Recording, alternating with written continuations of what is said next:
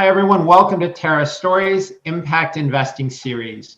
In this series, we explore impact-focused public and private companies in multiple market sectors that utilize proven, cost-effective, and game-changing sustainable technologies to reduce costs and increase efficiencies and shareholder value. I'm Gary Brode of Deep Knowledge Investing. We provide actionable investment ideas and timely market commentary to sophisticated investors on a subscription basis. And we're very happy to be partnering with Terra on all kinds of great content pertaining to health and the environment. Today, we're welcoming Sean Folkson of Nightfood. They make sleep-friendly ice cream.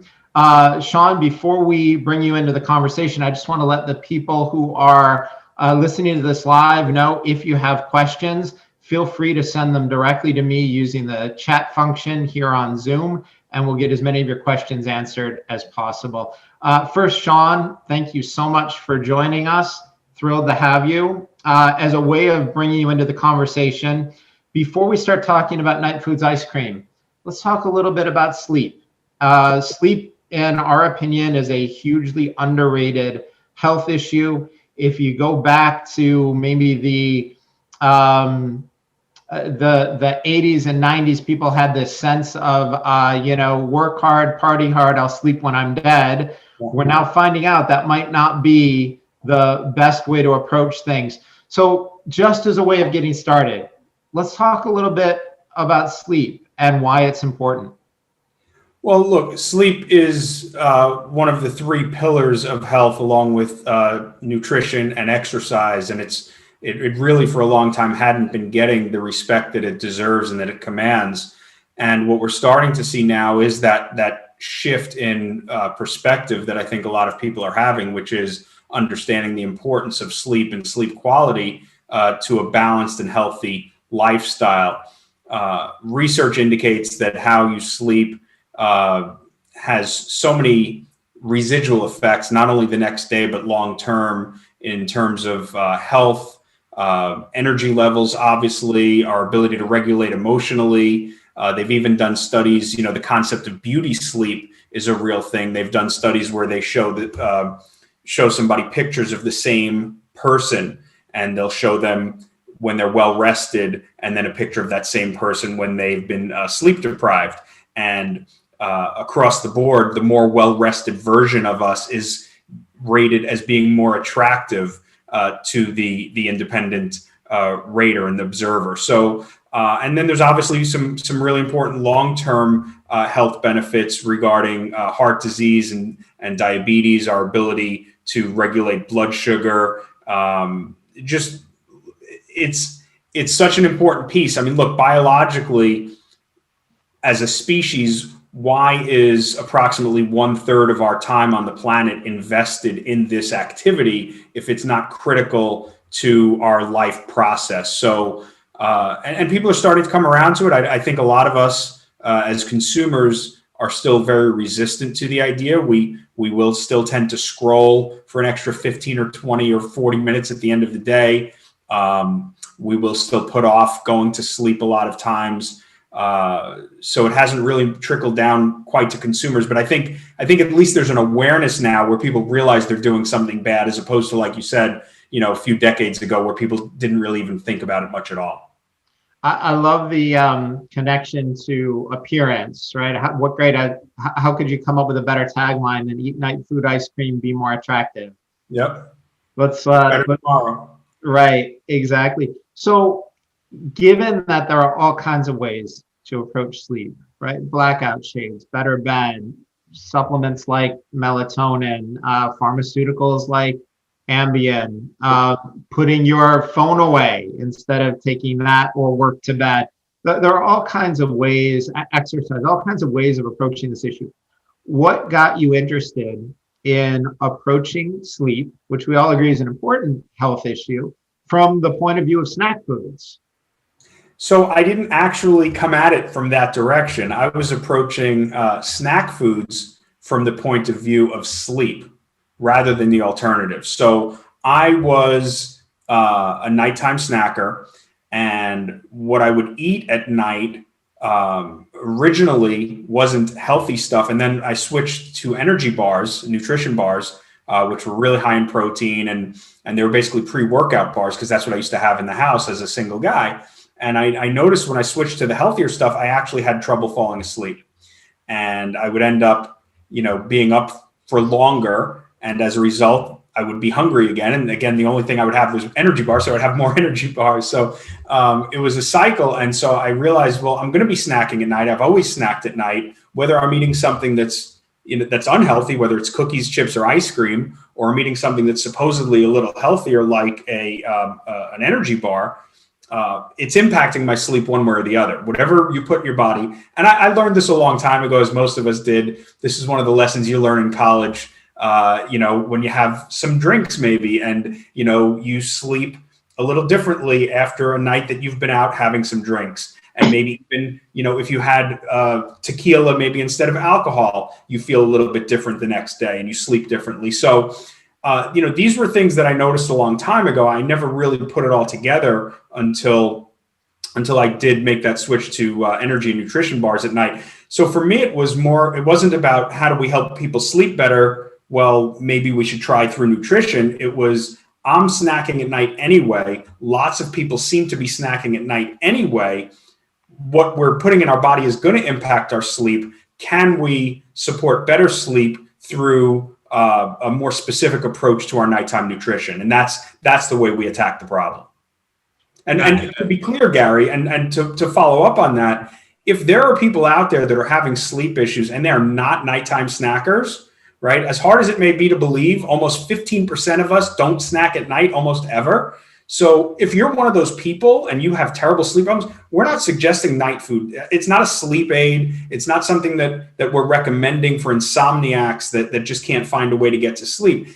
To be clear, it's a brand of snacks formulated for people that are going to be snacking at night anyway, that want to do the right thing for better sleep.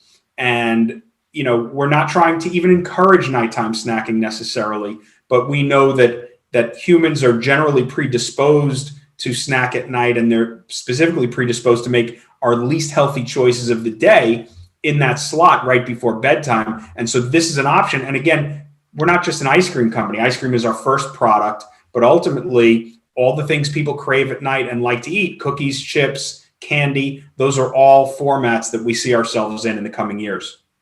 Sean, why do you think that is? People have no problem going hours and hours without eating. It's not uncommon for somebody to maybe finish their snacking 7, 8, 9 o'clock at night, and maybe they skip breakfast, have a little black coffee, and don't have lunch until 12 or 1 o'clock. Clearly, people are capable of going 12, 14, 16 hours without food, and they do it on a daily basis without thinking about it. Why is going a couple of hours between dinner and bed so difficult? It's the hardest slot, right? Before bed, and Weight Watchers has acknowledged this, and other, you can't go more than a couple of months without a major magazine talking about late night cravings and how to beat them. And it really is our downfall for a lot of people that are trying to eat healthier throughout the day. And research indicates that throughout the day, our food choices become less and less healthy. And our food intake tends to become greater throughout the day as well. And there's a lot of research that indicates that this is biologically hardwired into us as a human animal. And the theories from Dr. Stephen Shea up in Oregon and some of the others is that, the research indicates that we will eat more at night, that appetite peaks around 8 or 9 p.m. And we know also that willpower is weaker. And not only does appetite peak at night, but specifically cravings for unhealthy foods, fats, salts, sugars also increase at night. And it's believed to be a survival mechanism. Tens of thousands of years ago, 100,000 years ago, the caveman would benefit from having as much energy stored inside their body as possible before the fast, because they had to get up. They didn't have the option of having a cup of coffee, like you mentioned, Gary. They would have to go out and find some food. And so if they did not go to sleep with a full tank, they were, I guess, theoretically more likely to not really do well the next day and maybe survive. So the experts believe that there's a survival mechanism at play here that causes us, just like bears do before they hibernate for winter. Bears eat anything in sight. And even the components of their diet will change from springtime when they're eating more plant-based and fiber and things like that. And then as it gets prior to hibernation, they're looking for as much fat in their diet as they can before they hibernate. So this is a real biological thing that we're going through. And, it's a period of time when, again, appetite is highest, cravings for unhealthy things are strongest, willpower is weakest. For a lot of us, it's the first time of day maybe where we've got a minute to ourselves. We kick back, we relax, and that makes us also more prone to snacking. So there's biological components, there's behavioral components, there's psychological components. Maybe we feel like we had a hard day, we need to reward ourselves. So there's all those components, but the fact of the matter is the behavior is obvious. Over 80% of us snack regularly at night, and the most popular choices are cookies, chips, candy, and ice cream. So those statistics speak for themselves. So, Sean, one of the things that I've always appreciated about you, from our first conversation, you've always been careful not to make any FDA claims, any medical claims. I've gone through the website. You guys are always careful to explain Nightfood in a way that's honest and accurate. You guys don't make any false medical claims. But let's talk about what you do have in there. So if I were to open, a certain brand of ice cream and snack at night and versus Nightfoods, what are you guys doing different? What are you doing better? What would be the difference? And what are you able to say in terms of explaining why? And we don't want to give anyone the impression that this is ambient ice cream. Right? We're not doing that. But what makes Nightfood ice cream sleep friendly? What makes it better or different? Sure. So there's really two parts of that. One is there are things in the full fat, full sugar ice creams that we all love that are inherently sleep disruptive. So excess fat, excess sugar, excess calories right before bed, that's not really playing to our strengths as human beings. So you want to avoid those things. So for instance, a pint of Nightfood might have, 60 or 70%, fewer calories than an equivalent pint of Ben and Jerry's, for example, or Talenti or Haagen-Dazs. There's going to be a lot less fat in there, significantly less fat, to the tune of maybe 80% less fat and less sugar and lower carbs. So right off the bat, what we wanted to do was remove some of those things that are generally understood to be unhealthy, but certainly even more so before bed. And then on top of that, and there's other brands out there that have done that. There's Halo Top, there's Enlightened, there's some other brands that have a lot less fat, a lot less sugar, fewer calories. On top of that, then we add in sleep supporting ingredients and minerals. For example, extra calcium, extra magnesium, extra vitamin B6. Compared to the regular ice creams, we've got more protein, more casein protein, more prebiotic fiber. So all of these things help in their own way to contribute to what is called better sleep hygiene. And the idea there is that if you do the right things, you're more likely to get the desired outcome you want. So sleep hygiene involves, you started off talking about blackout shades, if you modulate your body temperature, your room temperature, the environment in the room, the noise, these are things called sleep hygiene. You're not guaranteeing yourself a specific result, but you're increasing the chances that you're going to get the result that you want.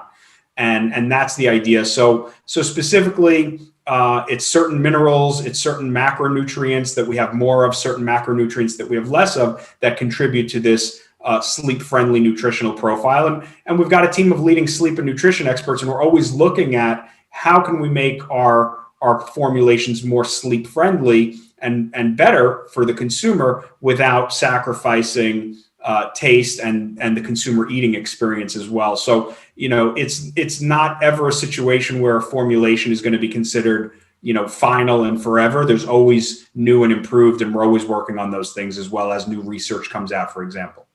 So let's go to the nutritional end of things. You were touching on it, but let's go into a little more detail. Sure. Why does having a lower amount of fat, sugar, carbs, calories for your nighttime snacking, why does that make a difference? And then you mentioned vitamin B.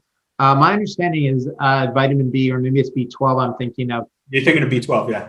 Yeah, that's a natural stimulant. So, Yeah, so go ahead.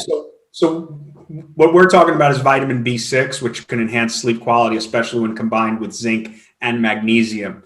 But getting back to the macronutrient question that you asked, a lot of it, I think, is just really about digestion. The digestive system, if you're having a big, heavy snack at night, specifically with fat, and that's where fat and calories come into play more so, your body just doesn't have the resources to multitask and do everything the way it's supposed to do. So if you give your body a side project of digesting a steak or a pint of full fat ice cream, or even a half pint of full fat ice cream, it's a lot of work. And so, there's a period of potentially several hours where it's just got to devote resources to that. And then with sugar, the issue there tends to be blood sugar and the body's ability to regulate blood sugar and how that can impair sleep quality. So a lot of times what will happen is if you have a high sugar snack before bed, what you'll find is that you might even fall asleep more easily because of the insulin response. But then, that food coma concept, which also happens with certainly with high fat snacks. But what will happen a lot of times is after 3 or 4 hours, kind of like if you have alcohol, your blood sugar will, you get that rebound, your blood sugar will be low, and you'll kind of wake up very alert from a rush of cortisol, I believe. So, these are the things that people experience.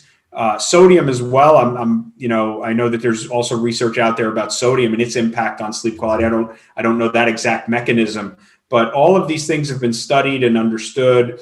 And, it's funny because sleep experts have been recommending and advising people, what to eat, what not to eat at bedtime for years. I mean, I've got books going back to long before I started the company that talk about, if you're going to snack at night, here's what it should be, here's what it shouldn't be. And the advice has been out there for a really long time, but there was never a product.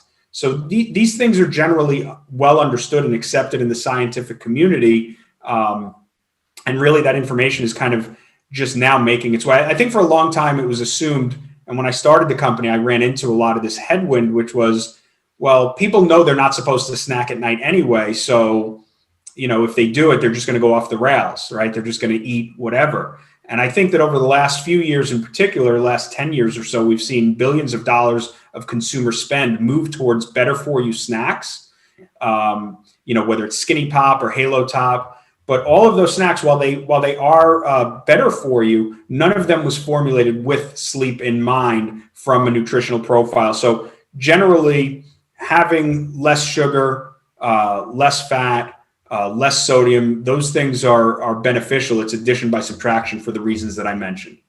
Sean, so having that better, I'm sorry, I didn't finish my thought. Having that better for you snack is probably going to be better for you than having the full fat version. So Halo Top, might be a better choice, even if you're compared to Ben and Jerry's, even though it doesn't have the extra sleep supportive ingredients that Nightfood has. So it's on a continuum. Yeah, I actually agree with you. I think, and I'm not sure I agree with the so-called experts on this. I think it's very difficult to get people to say, hey, snacking late at night is bad for you. Don't do it. Change your habits, change the things that you enjoy that make you feel good, especially at a time of day when, as you said, your willpower is low. I think it's not so hard to get people to shift to a better alternative, to say, you can still have your ice cream, but you're going to feel better if you go with this instead of that. I don't know that that's necessarily such a high hurdle for people. Well, if it's there on the shelf, it's an easy switch. Right. But remember, so before we existed, the books would say, well, here's an easy recipe you can have, cut off the ends of 2 slices of bread and bake them for 20 minutes and then there's recipes out there that I used to look at and I'm like, who's going to do that at night? And of course, then the other easy things, carrot sticks are not a bad option. A slice of toast with a little bit of peanut butter, but there, there's a fine line, right, between you need to deliver something that I think is going to touch what we need emotionally and what we crave, but also be healthier. And I think that really until Nightfood came along, there wasn't anything. So even though people maybe did understand intellectually that they shouldn't be eating that ice cream, there wasn't a convenient enough and good enough substitute for that. They were kind of forced to choose between ice cream and carrot sticks. And that was a really hard thing to choose carrot sticks. And now we're letting people choose between ice cream and a better nighttime ice cream that tastes great and is healthier. And we're going to do that in all the categories. And it makes it easier for the consumer, because until we came along, all consumers had was tips and tricks and pointers, and consumers don't want that. Consumers want something they can put in their basket. I agree with you. And in addition to that, I would probably argue that if somebody has the energy to spend 20 minutes making the special toast, they probably have the energy to resist the pint of not so good for you ice cream. Better person than I am. Right. Understood. So how do you start to communicate this to customers? Because you guys have a great story, but it's not a simple story.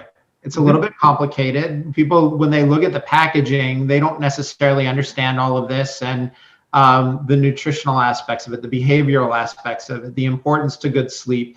You guys are a relatively new company, a relatively small company. Hopefully that'll change. But how do you get that word out? Because it's not clear to me. By the way, I love the new packaging. Thank you.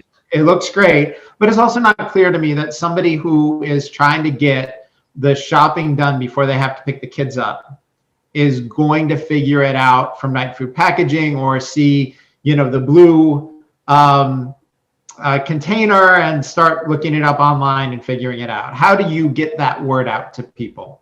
Well, yeah, that's a great question. So we do have a lot more going on in the packaging. I know it's behind me and you can't see the back of it, but it does say sleep friendly right there inside the mouth of the Crave Monster. By the way, I should introduce everybody to the Crave Monster. That is the personification of all of those factors that we talked about earlier: the increased cravings, the decreased willpower, the increased appetite, the psychological component. So the Crave Monster comes out at night. That's why, we seem to sometimes have an out-of-body experience that drives us to this nighttime snacking. So we put sleep friendly front and center, Gary. We think that's going to make a big, big difference. We also, we're in the middle of a packaging change. Our first production run with the new packaging, which is what you see behind us, is happening in about 2 to 3 weeks. It's mid-February. The old packaging was a much softer sell. It didn't say sleep friendly on it. It didn't deliver these powerful nighttime cues, but also on the back of the new packaging, it explains a little bit more clearly, and it highlights the specific nutrients, like what we spoke about, that the ice cream is, higher in casein protein, higher in prebiotic fiber, magnesium, calcium, zinc, and those kinds of things. So for the people that do bother to go to Dr. Google, they can learn what those ingredients do and how they help with sleep.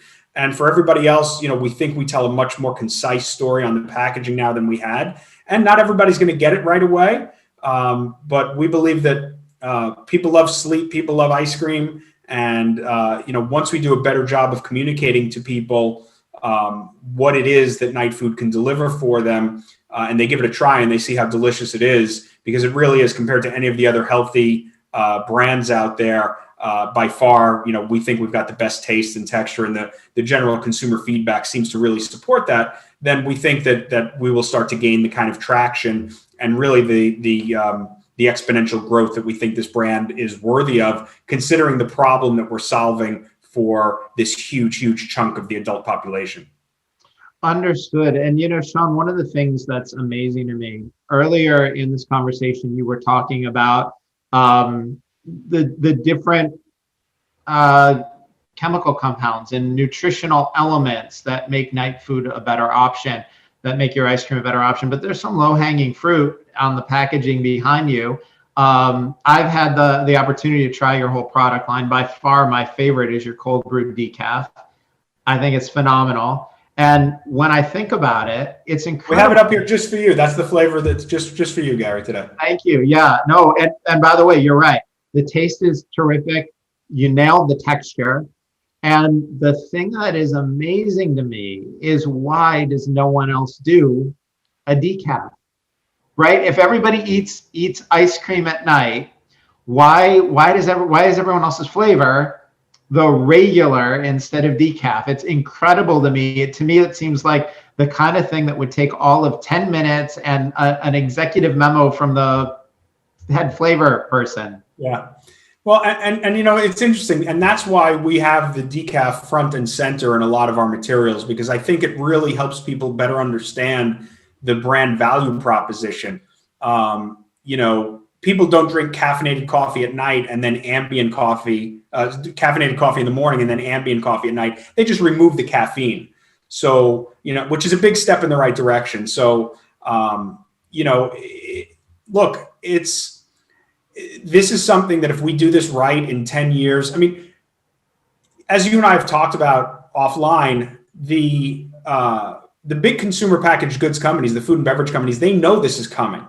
You know, we've got quotes that have been published from, you know, global executives at Nestle and Mondelez and Kellogg's about consumers' nighttime snacking and nighttime snack habits. Kellogg's a few years ago, you might have seen this, they launched a few of their cereals. It was the same recipe, but they launched them in nighttime themed packaging. I think Crave was one of them, maybe Special K, I don't remember, and it was like, hey, you know, you've always had cereal in the morning. Now it's also a great nighttime snack, which shows that they identified that there's a consumer need there, but it's the same recipe that they said, well, it's got 11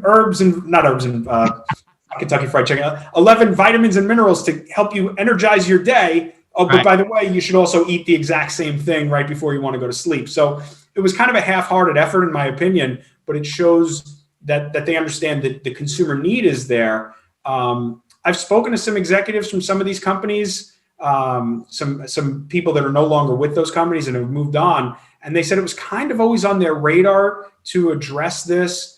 You know, this idea of nutrition that would be more appropriate for nighttime, but it just, you know, it never seemed to get the momentum it needed internally. And probably the reason is because it would largely cannibalize their existing market share if people just started switching over to a nighttime specific thing. And it could fail, right? It could certainly flop. So, you know, I think politically, there's probably a lot of reasons why these big companies never really address nighttime. Now, in terms of specifically, if you're going to make coffee ice cream, why not make it decaf? I don't know, probably just, you know, big consumer packaged goods company, you know, big co-laziness probably, I guess.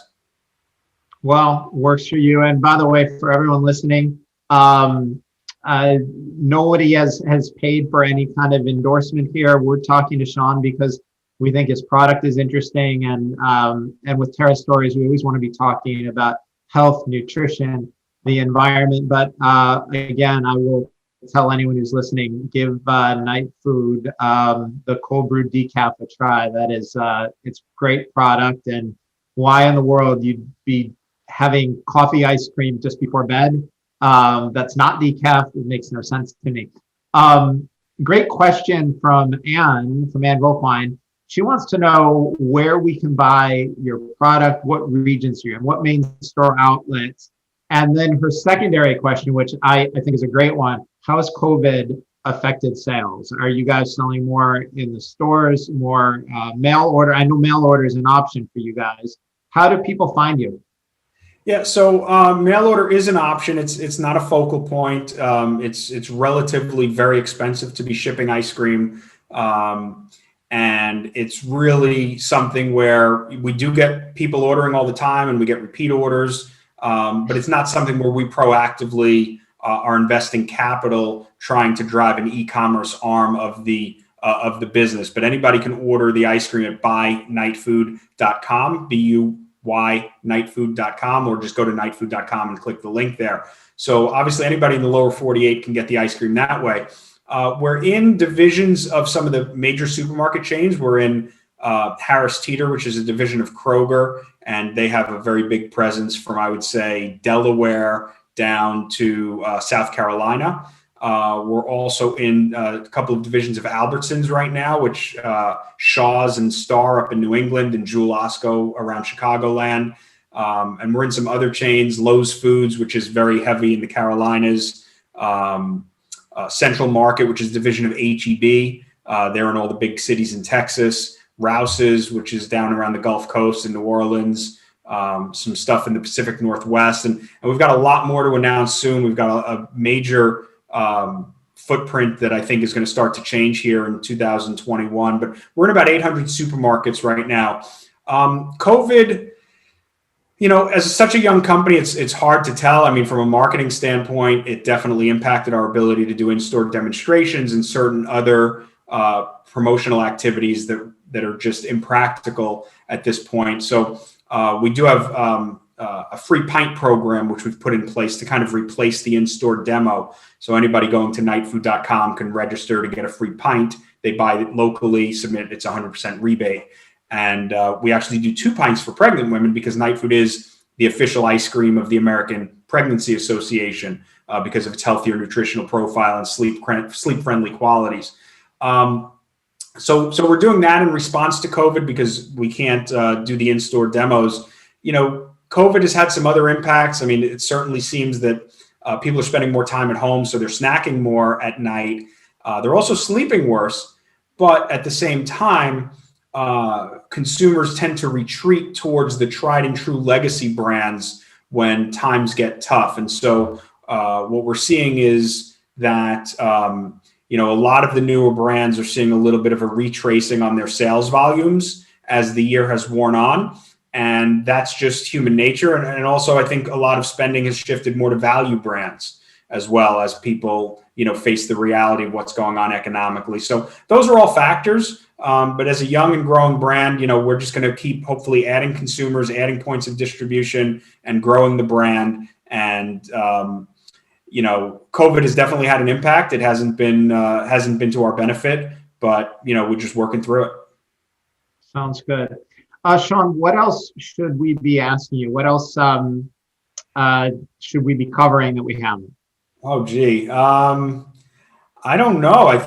Gary, you've asked some great questions. I know I go out of my way sometimes to touch on points, like I squeezed in the American Pregnancy Association thing on the last question. So I think between you covering a lot of ground and me scrambling around a little bit, we've pretty much covered anything and everything that we would want. I mean, obviously the company's publicly traded. I don't know if that's something that that we can talk about here, but you can, sure. Okay, sure. So our symbol is NGTF. We've got, as of last February, we had a shareholder base of over 5,000 shareholders. I would imagine it's probably significantly higher than that now. And look, we think we've got a great opportunity here. We've got a category that all the big consumer goods companies are aware of. There's a $50 billion a year being spent on snacks just consumed in that 2 or 3 hour window between dinner and bed. And we think, and a lot of experts agree, that there is a really big category coming here. And it's something that we're super excited about. And we're not going to rest. We'll sleep, but we won't rest. We're not going to rest until, nighttime nutrition and sleep-friendly nutrition is a thing. And people everywhere, have the option. If they choose to snack at night, they can do it in a better, healthier, and more sleep-friendly way. Sounds good, Sean. Great talk. Would love to have you on in the future and get an update on how things are going. We want to thank everyone for joining us. I'm Gary Brode of Deep Knowledge Investing. We're speaking with Sean Folkson of Nightfood. They make sleep-friendly ice cream. And we want to thank all of the people at Terra. They're phenomenal partners and very focused on health and nutrition and the environment. To everyone else, thank you for joining us. You can view more of our series, the Terra Impact Stories, on www.terra.bz/impact. And thanks all for joining us, and please feel free to disconnect. Thank you.